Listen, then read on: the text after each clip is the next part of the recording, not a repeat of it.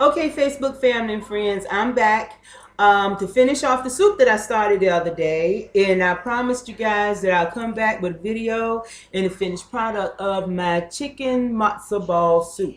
I have a story about that. I've never made it personally, but we used to have it years ago when I used to work at a restaurant on Granby Mall called the Dutch Kitchen. It was located right across the street from the big courthouse. So anyway, long story short, I used to go in on Friday, and I would go into the walk-in refrigerator, and they used to have this big old pan, looked like a bread pan, but it was big, and it looked like it had messed up grits on it. I didn't know what it was. So anyway, I watched them as they would prepare this, and I didn't know what it was. You know, first thing I'm like, why would I want to eat messed up grits? That don't look right. So anyway, I tasted it, and lo and behold, it was pretty decent. So I'm making my first attempt at matzo ball soup with a little twist, and I'm gonna put chicken in it and a few little vegetables.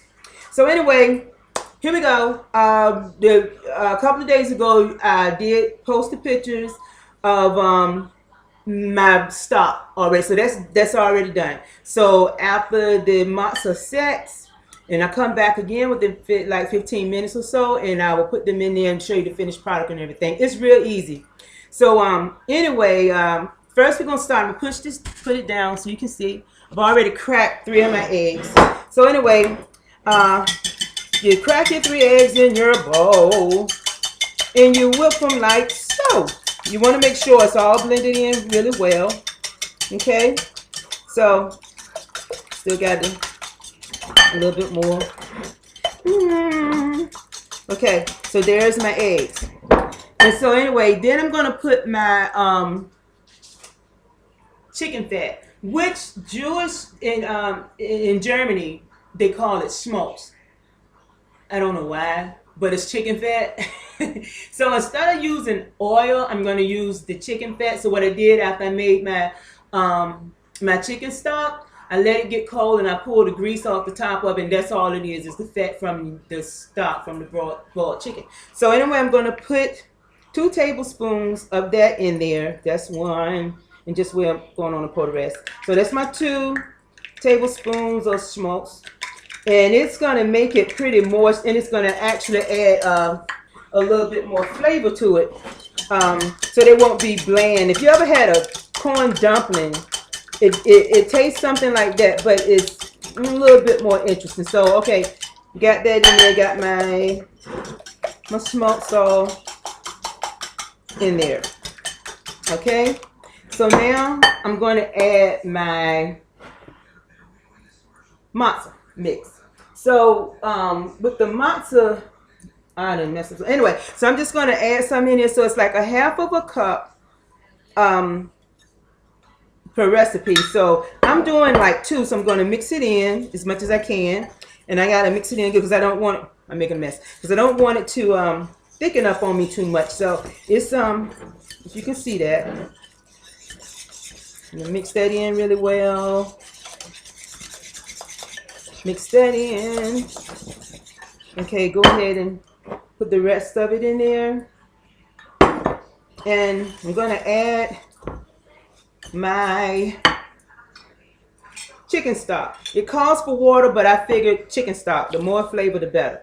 Okay, so there's my chicken stock, and it's nice and warm so that it will blend in a little bit better.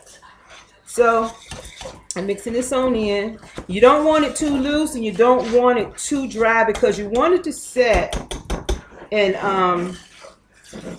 so that you can put them in a ball when it's done. Okay, so I'm gonna add just a couple of teaspoons of water to moisten it up just a little bit. Okay, so let's do it this way.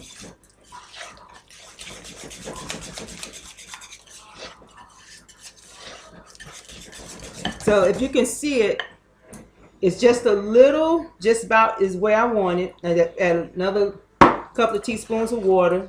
Loosen it up just a little bit. Okay. Whoa. Oh.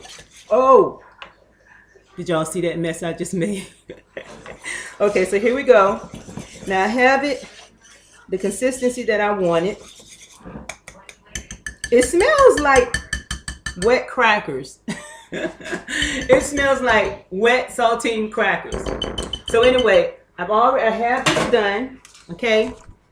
So what I'm going to do now, I'm going to take it and I'm going to cover it and I'm going to put it in the refrigerator for about 15 minutes and let it get to the consistency where when I come back, I can make them into like little balls and plop them in the water and let them, you know, come on and rise up to the top, and then chop the chicken and the vegetables up, and then you see how it goes. So I'll be back in about 15, and camera time it'll probably be just like next second or so, but I see you back with the finished product or finish making it in the finished product. Okay, all right, see you in 5.